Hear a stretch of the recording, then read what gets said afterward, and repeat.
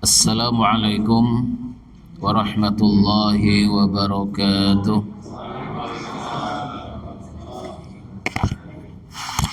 Alhamdulillahi rabbil alamin. Alhamdulillahilladzi nahmaduhu wa nasta'inuhu wa nastaghfiruh wa na'udzu billahi min shururi anfusina wa min sayyiati a'malina. May yahdihillahu fala mudilla lahu wa may yudlilhu fala hadiya lahu. Asyhadu an la ilaha illallah wahdahu la syarika lah wa asyhadu anna Muhammadan abduhu wa rasuluh la nabiyya wa la rasula ba'dah. Allahumma salli wa sallim wa barik ala Muhammadin wa ala alihi wa ashabihi ajma'in, amma ba'du. Bapak Ibu kaum muslimin, kaum muslimah, jamaah maghrib dan jamaah kajian ba'dal maghrib, wassalah baitul jannah rahimakumullah. Alhamdulillah, kita bersyukur kehadiran Allah pada maghrib ini kita bisa salat maghrib berjamaah dan kita bisa hadir di majelis ilmu ini.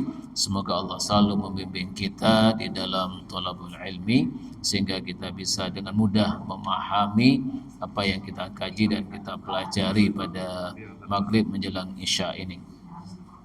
Salawat beriring salam kita doakan semoga tercurahkan pada Nabi kita Muhammad sallallahu alaihi wasallam. Semoga kita semua termasuk umat beliau istiqomah dalam mengikuti sunnahnya dan semoga kita mendapatkan syafaat darinya. Bapak Ibu jamaah rahimakumullah, kita akan lanjutkan pembahasan kita masih dalam bab rukun dan sunnah-sunnah salat. Kemarin terakhir kita sudah sampai ke pembahasan tentang rukun salat, ruku', ya. Kita sudah membahas tentang ruku', bagaimana caranya kita ruku', posisi tangan, posisi punggung, kemudian bacaan, ya sudah kita sampaikan baik yang rukun maupun yang sunnah-sunnahnya.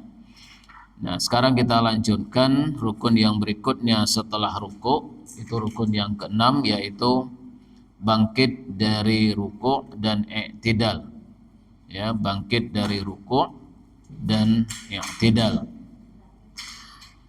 Ini dua hal yang berbeda ya, bangkit dari ruku', raf'ul minar ruku', kemudian i'tidal. Bangkit dari ruku' itu artinya adalah gerakan dalam proses perpindahan. Jadi gerakan dalam proses perpindahan dari ruku' menuju i'tidal itu namanya bangkit dari ruku'. Sedangkan i'tidal sendiri itu adalah posisi tegak lurus setelah bangkit dari ruku' sebelum sujud. Ya, jadi i'tidal itu adalah posisi berdiri, itu namanya i'tidal. Jadi bukan proses perpindahan dari ruku' menuju berdiri, itu bukan i'tidal. Itu adalah proses menuju i'tidal. I'tidal itu adalah tegak lurusnya itu. Ya, tegak lurus itu disebut i'tidal. Jadi kata-kata adil. Ya, adil, kemudian ada tambahan alif dan ta, jadi i'tidal. Ya, i'tadala, ya'tadilu, i'tidalan. Ya, jadi i'tidal itu adalah posisi tegak.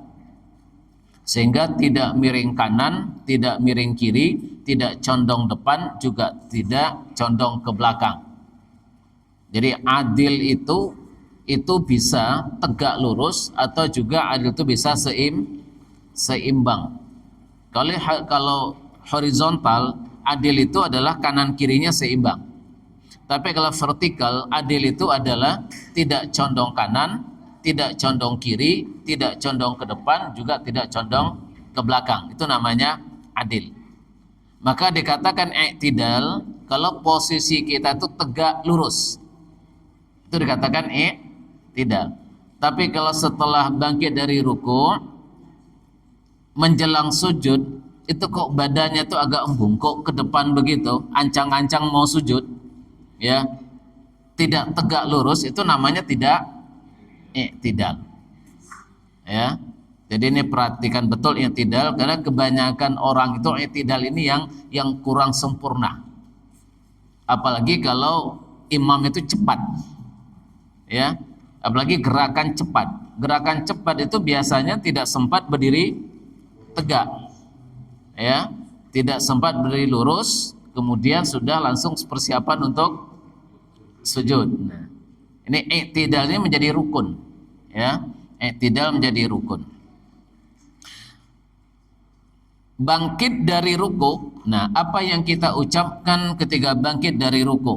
Ada beberapa hadis yang menjelaskan tentang bacaan ketika bangkit dari ruku. Artinya proses dari ruku menuju i'tidal. Hadis yang pertama adalah dari Abi Hurairah, anna Nabiy sallallahu alaihi wasallam kana yaqulu sami Allahu liman hamida hina yarfa'u sulbahu min ar-ruk'ah thumma yaqulu wa huwa qa'imun rabbana walakal hamdu. Rasulullah mengucapkan sami Allahu liman hamida. Sami Allahu liman hamida itu artinya adalah Allah mendengarkan siapa saja yang memujinya. Ya, jadi ucapan sami Allahu, Allah mendengar, liman siapa saja, hamidahu yang memujinya. Itu makna sami Allahu liman hamidah. Makanya nanti kemudian disambut dengan pujian, ya, karena aba-aba itu menyampaikan Allah mendengar siapa saja yang memujinya, maka kemudian, ya, disambut dengan ucapan berikutnya, Rabbana walakal hamdu.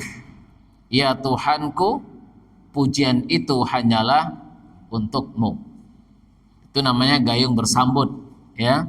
Ketika diucapkan sami Allahu liman hamidah, Allah memuji siapa saja, Allah mendengar siapa saja yang memujinya. Kemudian kita lanjut dengan, ya Allah, pujian itu hanyalah untukmu. Nah, ketika proses bangkit dari ruku itu mengucapkan sami Allahu liman hamidah, dan kemudian dalam posisi berdiri tegak, ya, posisi i'tidal itu mengucapkan Rabbana walakal hamdu. Jadi Bapak Ibu, jangan mengucapkan Rabbana walakal hamdu ketika proses bangkit dari ruku, ya. Bacaan Rabbana walakal hamdu itu posisinya adalah posisi tegak, posisi i'tidal. Ini bacaan i'tidal, bukan bacaan bangkit dari ruku. Ini kadang-kadang kita mungkin ketika sholat ada di samping kita, ketika imam sami Allahu liman hamidah, dia juga proses berdiri Rabbana walakal hamdu. Malah Rabbananya dibaca ketika proses bergerak itu, ya. Ketika bergerak itu bacanya adalah sami Allahu liman hamidah. Setelah berdiri tegak, ya, wa huwa qaimun, ya, summa yaqulu wa huwa qaimun. Kemudian Rasulullah mengucapkan wa huwa qaimun sementara dia sedang berdiri tegak. Apa yang dibacakan? Rabbana walakal hamdu. Jadi kalau ditanya bacaan i'tidal apa? Rabbana walakal hamdu.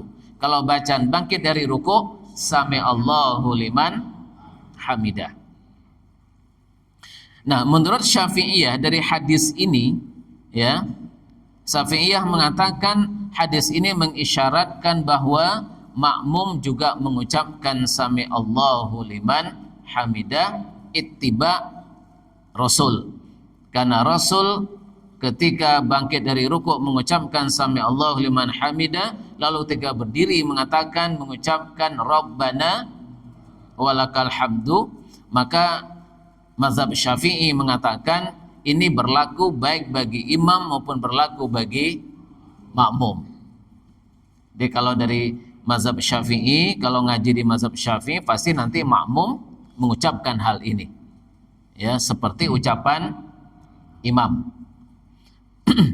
Nah, namun ada hadis, ya, yang membuat kemudian terjadi perbedaan. Kenapa cuman mazhab Syafi'i yang seperti itu?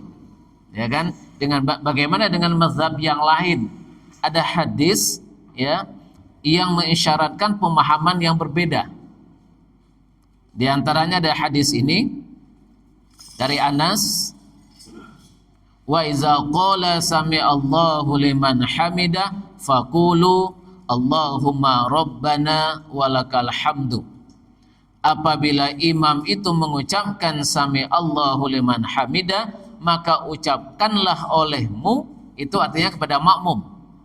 Ya, ketika kalau imam sudah mengucapkan sami'allahu liman hamidah, maka ucapkanlah rabbana walakal hamdu. Berarti hadis ini mengisyaratkan perintah mengucapkan rabbana walakal hamdu itu adalah kepada makmum. Makmum tidak diperintahkan mengucapkan sami'allahu liman hamidah. Berarti hanya imam yang mengucapkan sami'allahu liman hamidah, kemudian makmum diperintahkan bacalah rabbana walakal hamdu. Berarti ini makmum tidak diperintahkan mengucapkan sami'allahu liman hamidah. Ini dipahami begini, ya kan? Nah, sudah barang tentu ini kan masalah khilafiyah. Mazhab Syafi'i juga akan bisa menjawab dengan hadis ini.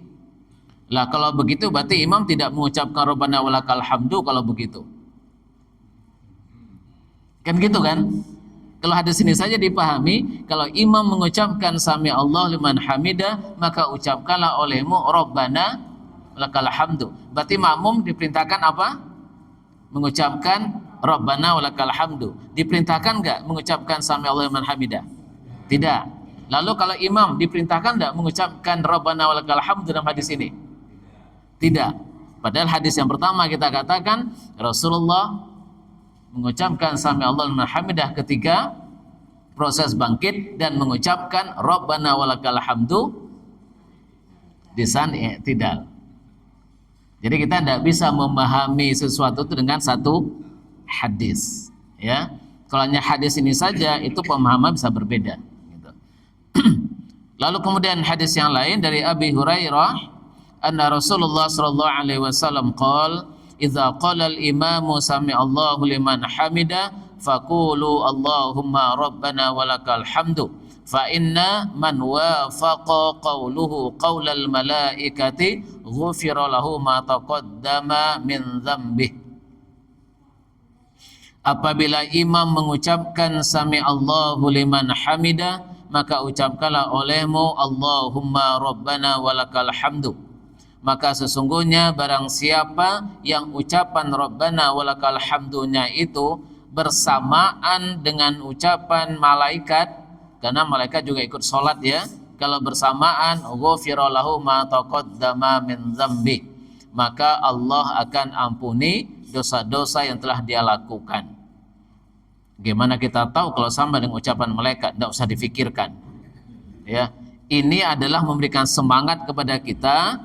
Ucapkanlah rabbana walakal hamdu. Siapa tahu pas mengucapkan itu bareng sama malaikat. Ini hanya memberikan motivasi, ya. Nah, dari beberapa hadis ini kemudian mazhab Hanafi, mazhab Maliki, mazhab Hambali mengatakan bahwa hadis ini mengisyaratkan bahwa makmum tidak mengucapkan sami'allahu liman hamidah. Makmum hanya mengucapkan rabbana walakal hamdu atau Allahumma rabbana walakal hamdu atau Allahumma rabbana sama ya, Allahumma rabbana walakal hamdu atau rabbana walakal hamdu. Jadi ada hadis yang cukup rabbana walakal hamdu, ada yang Allahumma rabbana walakal hamdu. Jadi boleh ditambah Allahummanya atau tanpa Allahumma. Nah, ini khilafiyahnya di sini. Tapi yang jelas makmum yang hanya mengucapkan rabbana walakal hamdu itu bukan diucapkan di saat proses berdiri. Ucapannya adalah ketika berdiri. Berarti ketika proses bangkit ngucapin apa? Ya nggak ngucapin apa-apa. Diam aja gitu. Jadi jangan kemudian proses bangkit rabbana walakal hamdu. Lah setelah berdiri lalu ngucapin apa? Malah nggak ada yang diucapkan kan? Nah, Bapak Ibu jamaah rahimakumullah, ini khilafiyahnya di sini ya. Saya nggak tahu panjenengan selama ini ya mengucapkan sami Allah liman hamidah enggak sebagai makmum? Pasti ada yang ngucapin, ada yang tidak. Ya, kita bukan dalam konteks ini yang benar, ini yang salah. Tapi ini memang ada khilafiyahnya. Ada yang baca sami Allah liman hamidah, ada yang baca Rabbana walakal hamdu 3 proses bangkit? Ada. Terus kalau udah berdiri ngomong apa? Diam aja. Kalau ittiba Rasul mengucapkan Rabbana walakal hamdu posisi berdiri. Ya, posisi berdiri. Nah, terus kemudian ada hadis yang lain. Ini agak panjang hadisnya ya.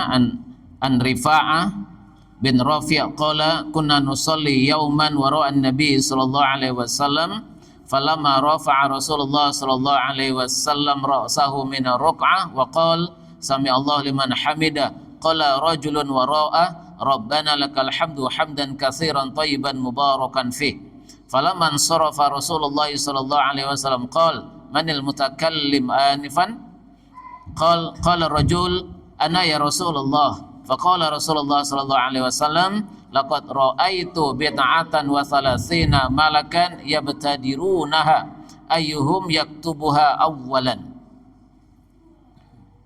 Dari Rifa'ah, sesungguhnya kami pada satu hari salat di belakang Rasulullah sallallahu alaihi wasallam, tatkala beliau bangkit dari rukuk beliau mengucapkan sami Allahu liman hamidah. Kemudian ada seorang laki-laki di belakang beliau yang membaca Rabbana lakal hamdu hamdan katsiran thayyiban mubarakan fih. Yang artinya, ya Allah ya Tuhan kami, bagimulah segala pujian yang banyak, yang baik dan yang ada barokah di dalamnya. Maka tatkala Rasulullah sallallahu alaihi wasallam selesai mengerjakan salat, beliau bertanya, siapa tadi yang membaca doa itu? Seorang laki-laki menjawab, saya ya Rasulullah. Maka Rasulullah mengatakan, saya melihat ya 30 malaikat tergopoh-gopoh untuk segera menjadi penulis yang pertama. Artinya rebutan malaikat untuk menulisnya. Berarti kan yang penulis tidak hanya satu malaikat loh. Berarti kalau berlomba-lomba berarti yang menulis amal kita tidak hanya satu malaikat ya yang mencatat itu. Nah, Bapak Ibu jamaah rahimakumullah, bacaan ketiga tidak Rabbana lakal hamdu hamdan katsiran thayyiban mubarakan fi, ini hadisnya adalah hadis taqririyah. Ini bukan hadis qauliyah karena ini tidak diajarkan oleh Rasulullah, tetapi hadis ini adalah hadis taqririyah. Taqririyah itu adalah sahabat yang melakukan atau sahabat yang mengucapkan, Rasulullah mengetahui dan Rasulullah memberikan komentar atau hanya diam saja. Maka ketika Rasulullah tidak melarangnya, tidak menyalahkannya, maka ini menjadi sunnah. Ini menjadi hadis. Namanya hadis taqririyah. Maka hadis itu ada 3. Ada hadis qauliyah, ada hadis fi'liyah, ada hadis taqririyah. Hadis fi'liyah Rasulullah yang ngendiko. Hadis fi'liyah Rasulullah melakukan, sahabat yang melihat. Kalau hadis taqririyah, sahabat yang melakukan, Rasulullah yang melihat. Atau sahabat yang mengucapkan, Rasulullah yang mendengar. Dan Rasulullah tidak menyalahkannya. Ini termasuk hadis taqririyah. Mengqadha salat qabliyah subuh. Jadi ada orang yang tidak sempat melaksanakan salat qabliyah subuh, lalu setelah subuh dia salat. Ditanya sama Rasulullah, ini kamu sholat apa? Enggak ada sholat sesudah sholat subuh. Apa kata orang itu? Ini adalah sholat qobliyah subuh yang tadi enggak sempat saya lakukan ya Rasulullah. Rasulullah kemudian, Rasulullah enggak melarang. Itu artinya kita boleh mengqadha sholat sunnah itu. Seperti yang Rasulullah lakukan, Rasulullah pernah sholat sunnah setelah asar. Setelah asar Rasulullah sholat sunnah. Lalu sahabat yang bertanya, Kalau tadi kan sahabat yang melakukan, Rasulullah yang bertanya. Sekarang Rasulullah yang melakukan, sahabat yang bertanya. Ya Rasulullah, apa sudah boleh kita sholat sunnah setelah asar? Kata Rasulullah, tidak. Tadi itu adalah sholat ba'diyah zuhur yang aku nggak sempat melakukan karena ada tamu yang datang, aku harus menghormati tamu. Maka sholat ba'diyah zuhur itu ku qadha ba'diyah asar. Nah gitu. Tapi ini bukan sesuatu yang disyariatkan dalam arti dengan sengaja disyariatkan, ya. Jadi yang begini-gini ini boleh dilakukan, tapi jangan terus-terusan gitu, ya. Ini sesuatu yang boleh dilakukan, tapi jangan jadikan sebagai kebiasaan. Tapi ini boleh gitu ya, boleh, tapi jangan dibiasakan. Wa an Ali radhiyallahu anhu anna Rasulullah sallallahu alaihi wasallam kana idza rafa'a min ruk'a qala sami Allahu liman hamida rabbana walakal hamdu mil'us samawati wal ardi wa ma bainahuma mil'u ma syi'ta min syai'in ba'du. Ini juga ada bacaan yang cukup panjang, ya. Bacaan ketika i'tidal. Ada lagi bacaan yang lain dari Abdullah bin Abi Auf anna Nabiy sallallahu alaihi wasallam yaqul idza rafa'a ra'sahu min ar-ruku' Allahumma lakal hamdu mil'us sama'i wa mil'ul ardi wa mil'u ma syi'ta min syai'in ba'd. Ini juga ada yang bacaan seperti ini. Ada lagi dari Abi Sa'id Al-Khudri, kana Rasulullah sallallahu alaihi wasallam idza qala sami Allahu liman hamidah qala Allahumma rabbana lakal hamdu mil'us samawati wa mil'ul ardi wa mil'u ma syi'ta min syai'in ba'du. Ya, la mani'a lima a'taita wa la mu'ta lima mana'ta wa la yanfuzal jadi minkal jad. Nah, ini juga ada bacaan begini. Panjenengan bacaan yang mana? Yang minimalis?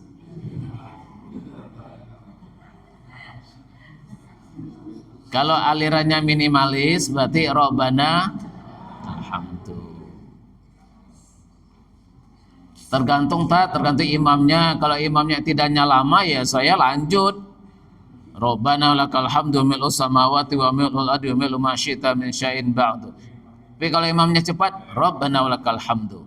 Nah, artinya adalah kita boleh mengambil batas minimal, juga boleh mengambil yang maksimal.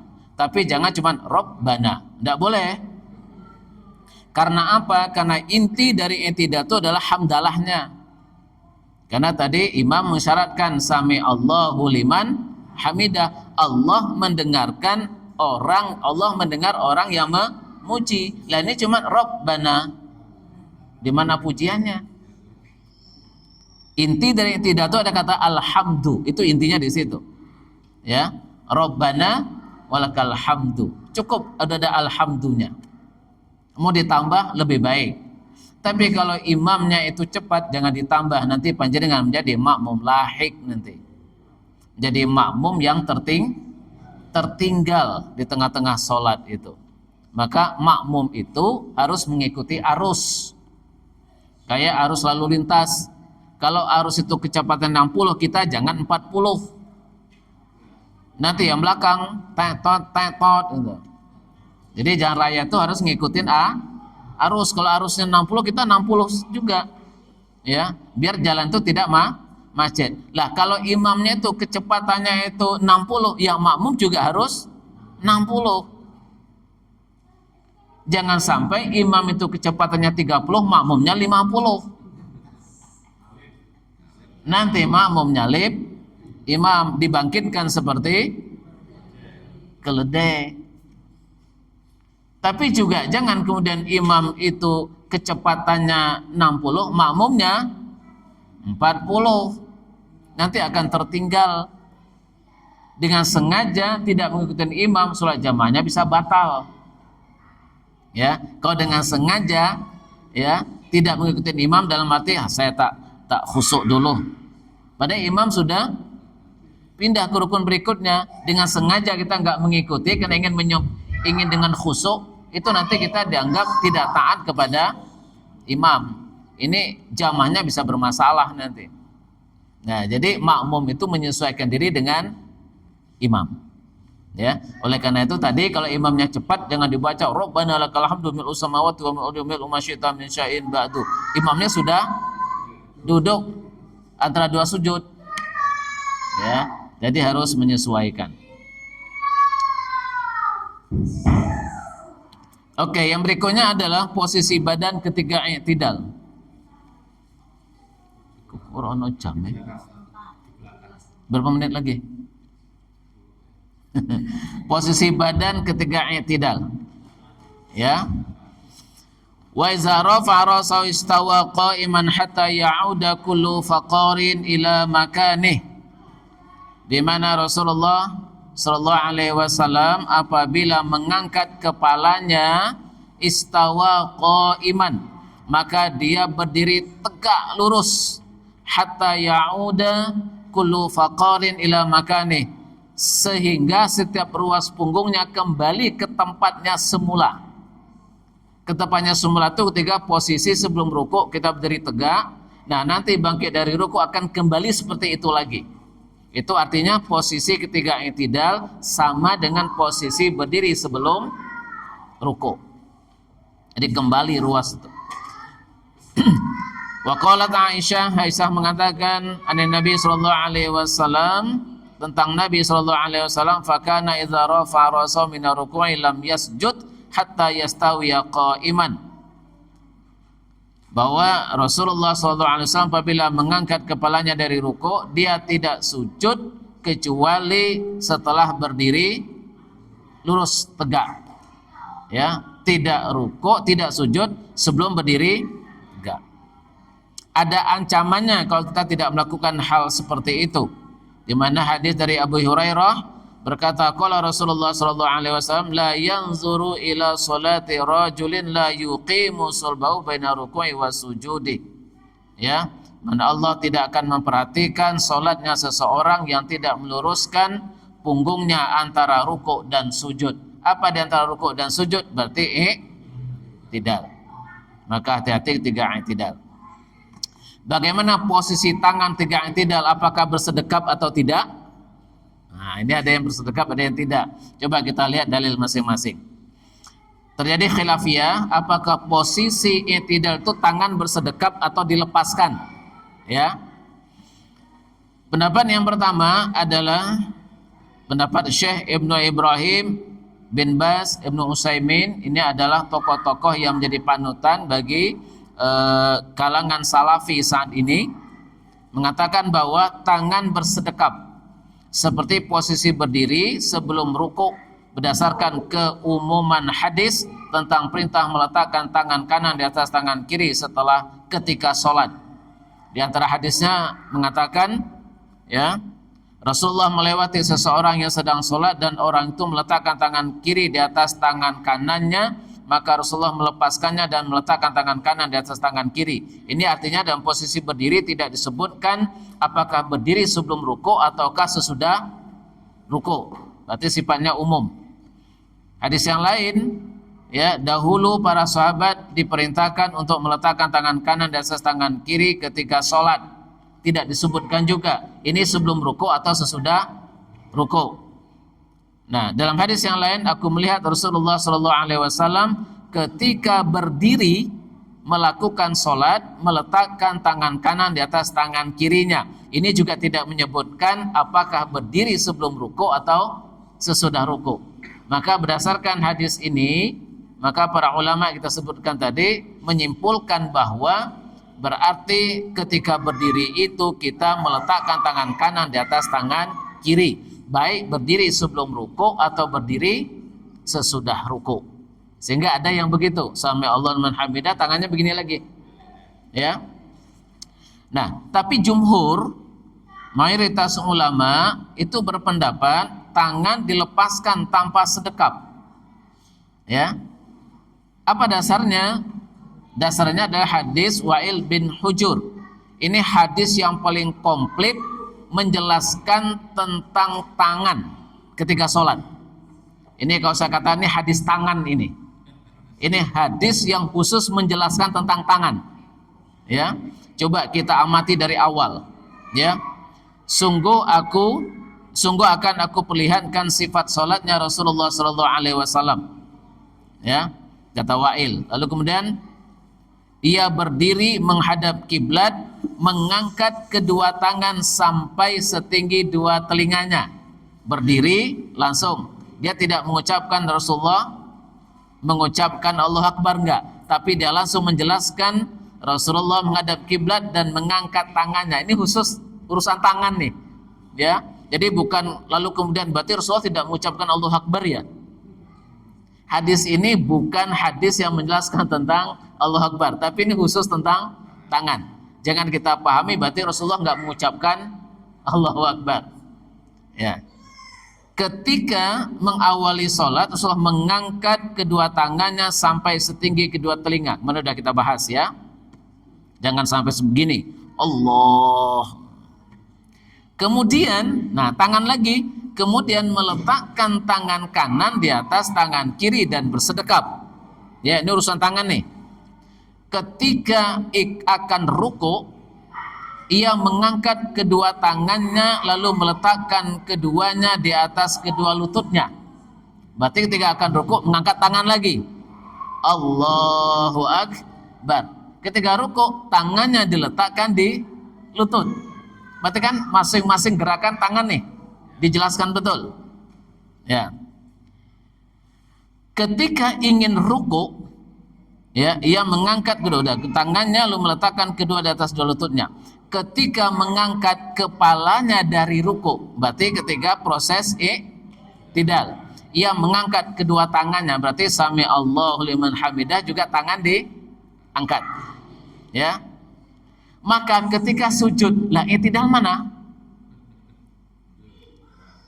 Setelah bangkit dari ruku mengangkat tangannya, lalu informasi berikutnya, maka ketika sujud, kenapa tidak bicara tangan ketika i'tidal? Padahal setelah ruku dijelaskan prosesnya tangan diangkat. Setelah itu kok langsung sujud? Kenapa enggak disampaikan bagaimana tangan ketika i'tidal? Itu artinya bahwa ketika i'tidal tangan enggak diapa-apain. Itu artinya tangan ya biasa saja, tidak diangkat. Dan tangan tidak disedekapkan, ya biasa seperti biasa. Itu artinya tangan bebas. Kalau seandainya tangan bersedekap, ini jumhur mengatakan pasti hadisnya akan mengatakan ketika i'tidal Rasulullah meletakkan tangan kanan di atas tangan kiri, pasti akan mengatakan begitu. Karena hadis ini memang detail tentang tangan. Maka ketika sujud, ia letakkan kepalanya di atas kedua tangannya. Sujud meletakkan kepala di antara dua tangan. Berarti ketika sujud, ini belum kita bahas ya. Nanti posisi sujud itu adalah tangan sejajar dengan kepala, telinga maksudnya.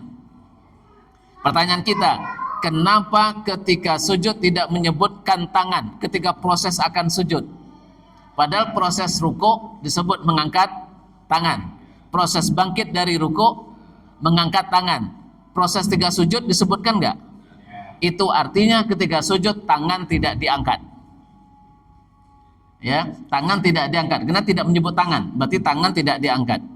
Sebagaimana ketika i'tidal Rasulullah tidak menyebut tangan, berarti ketika i'tidal tangan juga tidak di apa-apain, berarti lepas begitu saja.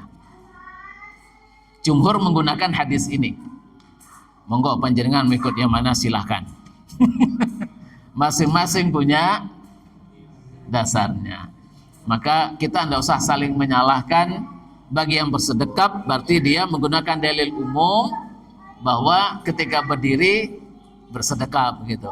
Tetapi yang tidak bersedekap ada hadis khusus yang menjelaskan dengan tangan, dan ketika i'tidal sama sekali tidak menyebutkan tangan. Ketika salam disebutkan tangan enggak? Kan cuma sampai apa? Sampai sujud kan? Udah gitu aja. Berarti setelah itu tangan sudah enggak main-main lagi. Waktu duduk antara dua sujud, tangan juga enggak ngapa-ngapain. Ya. Ketika salam, tangan juga nggak ngapa-ngapain. Maka jangan sampai salam kok tangannya diginiin, ya. Assalamualaikum warahmatullah, assalamualaikum warahmatullah. Nggak, tangan nggak diapa-apain. Kalau seandainya tangan itu diapa-apain, mesti Rasulullah mengatakan, dan ketika salam ke kanan dia membuka telapak tangannya, dan salam ke kiri membuka telapak tangan kirinya. Nggak ada hadis begitu. Wallahu a'lam bissawab. Urusan tangan cuma sampai sujud. Urusan tangan cuma sampai sujud. Sebetulnya ada hadis nanti tentang ini, tasyahud nanti. Itu ada sebetulnya, ya. Tapi ada hadis khusus nanti tentang itu, karena kalau sampai ini sulit menjelaskannya. Ketika duduk tahiyat akhir, tangannya digerak-gerakan, bingung. Nanti ada dalil khusus, kita akan bicara tasyahud, tangan itu seperti apa, membentuknya seperti apa, ya. Apakah menggenggam, apakah dilepas, kapan menggerakkannya, 1 kali kah, 2 kali kah, atas bawah kah, kiri kanan kah, muter kah, ya. Nanti akan kita bahas insyaallah ketika membahas tentang tasyahud. Baik, saya kira itu ya. Hari ini kita baru sampai i'tidal. Ya, insyaallah pertemuan yang berikutnya kita akan masuk nanti sujud, ya. Semoga manfaat. Tidak ada tanya jawab ya, udah habis waktunya ya. Iya. Mohon maaf tidak ada tanya jawabnya. Mohon maaf atas kurang salah dan khilaf. Kita akhiri dengan hamdalah dan doa kafaratul majlis. Alhamdulillahirabbil alamin. Subhanakallahumma wa bihamdika asyhadu an la ilaha illa anta astaghfiruka wa atubu ilaik. Assalamualaikum warahmatullahi wabarakatuh.